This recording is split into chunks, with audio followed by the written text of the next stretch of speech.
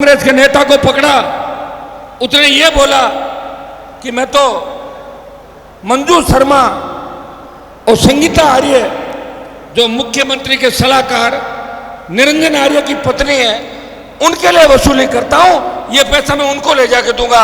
मैं मुख्यमंत्री से ये सवाल पूछना चाहता हूं, मुख्यमंत्री जी अब तो आपके सलाहकार की तरफ उंगली उठी है, आपके उस कांग्रेसी नेता की तरफ उंगली उठी है जिन्हें विधानसभा का चुनाव लड़ा था और वो व्यक्ति बहुत समय तक आपके शासन सचिव भी रहा था मुख्यमंत्री कार्यालय के अंदर, वो राजस्थान का चीफ सेक्रेटरी भी रहा था।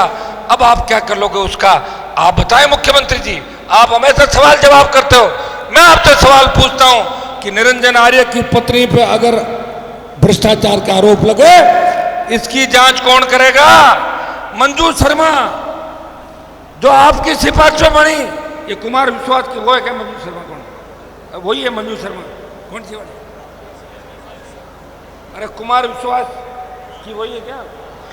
कुमार विश्वास की पत्नी मंजू शर्मा जो मुख्यमंत्री की सिफारिश पे आरपीएससी की मेंबर बनी।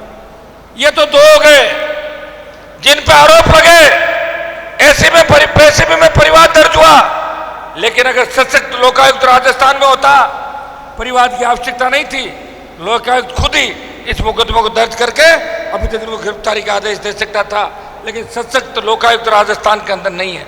मैं अपील करता हूं कि मुख्यमंत्री जी, जीरो टॉलरेंस भ्रष्टाचार की बात आप करते हो, आपके तो खुद के कार्यालय में देवाराम सैनी पे आरोप लगे, निरंजन आर्य पे आरोप ये साबित करते हैं कि कहीं न कहीं आपके आसपास के लोग भी इसके अंदर मिले हुए हैं। महेश जोशी जिसके बेटे पे आरोप लगे, नावा के विधायक पे आरोप लगे, धौलपुर के विधायक पे आरोप लगे, बेगू के विधायक पे आरोप लगे, आधे दर्जन से ज्यादा नेता हत्या, लूट और बलात्कार की घटनाओं में वो करते थे, मंत्री की करते थे, और फिर टाई फिस हो गया, आके देखो चुनाव आ गया, कुछ हुआ क्या?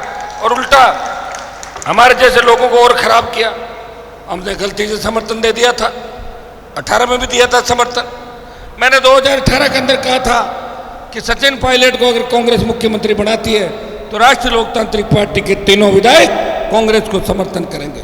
जब सरकार गिर रही थी तो हनुमान बेनीवाल के तीनों विधायक भारतीय जनता पार्टी के बेहतर विधायकों के साथ मानेसर में नहीं थे, लेकिन पायलट को सीएम बनाने की अगर पैरवी उस वक्त करी तो नागौर के सांसद ने कहा कि अगर मुख्यमंत्री होगा तो पायलट होगा, तो हम तीनों विधायक सचिन पायलट के साथ खड़े रहेंगे। भाइयों, 2 बार हमने प्रयास किया लेकिन नतीजा कुछ भी नहीं निकला। सचिन पायलट बीच में तो पार्टी बनाने की बात कर रहे थे, लेकिन मुझे लग रहा है कहीं न कहीं वो कांग्रेस पार्टी के अंदर अब जाके लास्ट राउंड के अंदर कहता ना भाई आदमी थक गया, वो मुझे थका हुआ महसूस कर, मुझे ऐसा लग रहा है थक गए। वो पार्टी बनाने की सोच भी नहीं रखते। अगर पार्टी वो बना लेते और आरएलपी उनसे गठबंधन करती तो 125 सीट राजस्थान का नौजवान इस बार इस गठबंधन को देता। लेकिन आप चिंता नहीं करें, सचिन पायलट थक सकता है, हनुमान बेनीवाल थकने वाला योद्धा नहीं है। गुर्जर आरक्षण आंदोलन के अंदर जब गुर्जर भाइयों की छाती पे गोलियां मारी जा रही थी, जब गुर्जरों के खून से सड़कें सनी हुई थी, उस वक्त हनुमान बेनीवाल बीजेपी के अंदर होते हुए भी उन गुर्जर भाइयों को न्याय दिलाने के सड़कों पर बैठा था। विधानसभा से लेके लोकसभा के अंदर भी आपने देखा होगा कि अगर लोकसभा के अंदर ये बात करने की मादा कोई रखता है कि राजस्थान में जाट हाईकोर्ट का जज बनाओ, गुर्जर हाईकोर्ट का जज बनाओ, मीणा हाईकोर्ट का जज बनाओ, मेघवाल बनाओ, मुसलमान बनाओ, हाईकोर्ट जज जरूरी है, ये मादा अगर देश के अंदर किसी सांसद में, वो नागौर के सांसद के अंदर है जो लोकसभा के अंदर इस तरह की बात इन समाजों की पैरोकारी करता है। लोग मेरे पे जातिवाद का आरोप लगाते होंगे, लेकिन उन्हें भूल जाना चाहिए कि इस राजस्थान के अंदर 70 साल में खुद की जवानों के संघर्ष और उनकी उम्मीद से, बुजुर्गों का आशीर्वाद से अगर पार्टी बना के उस पार्टी को मान्यता दिला के अपना कुनबा आगे बढ़ाते हुए नौजवानों को लड़ना सिखाया, वो नागौर का सांसद था जिसने आरएलपी पार्टी का गठन किया, आपको झंडा भी दिया और मजबूत डंडा भी आपको दिया। और हरियाणा और उत्तर प्रदेश के लोग जो यहाँ पार्टियां लेके आते थे और हमारे लोग हरियाणा और यूपी के नेताओं की ठगी का शिकार होते थे। अगर आपको हरियाणा उत्तर प्रदेश के नेताओं से दूर किया और उनसे आपका पीछा अगर किसी ने छुटाया, तो राष्ट्रीय लोकतांत्रिक पार्टी के आपके भाई ने हमेशा प्रयास किया कि नए राजस्थान का निर्माण हो। भाइयों, टोंक की बहुत बड़ी समस्या है।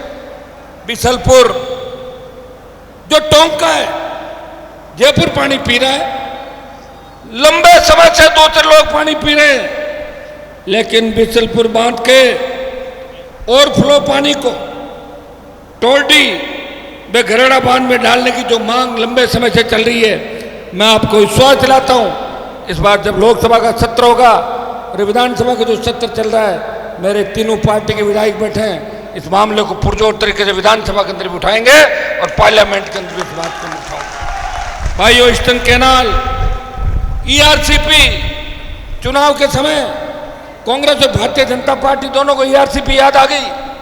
दिल्ली में बैठे बीजेपी के मंत्री कहते हैं कि ईआरसीपी राजस्थान इसको करेगा, और राजस्थान गवर्नमेंट कहती है कि दिल्ली वाले रोक लगा के बैठे हैं। इस ईआरसीपी को राष्ट्रीय परियोजना घोषित करने के लिए 13 जिले, अगर सबसे ज्यादा लोकसभा में किसी ने प्रयास किया तो नागौर के सांसद ने 1 दर्जन बार इस ईआरसीपी को राष्ट्रीय परियोजना घोषित करने की बात करी। मैं विश्वास दिलाता हूं कि ईआरसीपी को लेके भी पूर्वी राजस्थान से बड़े आंदोलन का बिगुल बजाएंगे, और जब लोकसभा का सत्र चलेगा तो ईआरसीपी के मुद्दे की गूंज भी पूरा देश सुनेगा। ये मैं आपको विश्वास दिलाता हूं। भाइयों, 2004 में बिसलपुर सिंचाई परियोजना के लिए 81,800 हेक्टेयर भूमि सिंचित होनी शुरू की, और फरवरी 2006 में उसकी अधिसूचना जारी हो गई सिंचित भूमि की। लेकिन राजस्व रिकॉर्ड में अब तक सिंचित क्षेत्र नहीं लिखा हुआ है, इसलिए सिंचित होते हुए भी आपको असिंचित का मुआवजा मिलता है। इससे बड़ा जो किसान विरोधी कोई है वो हो नहीं सकता। मैं आपको विश्वास दिलाता हूं, जो भी सरकार के निर्णय हैं, जो अधिसूचनाएं हैं, उनको हम यहाँ पे लागू कराएंगे। भाइयों,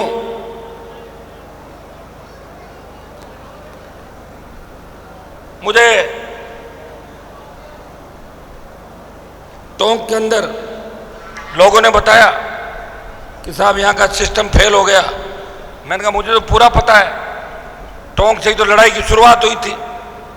टोंक से जो एमएलए जीत के गए उनके साथ हमारे जैसे लोग हो गए, लेकिन जब वो खुद ही पीछे हट गए, हम क्या कर सकते हैं।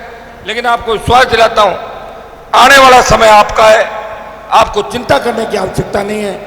टोंक को भी ठीक करेंगे, टोंक के पुलिस के सिस्टम को भी ठीक करेंगे, प्रशासनिक ढांचे को ठीक करेंगे।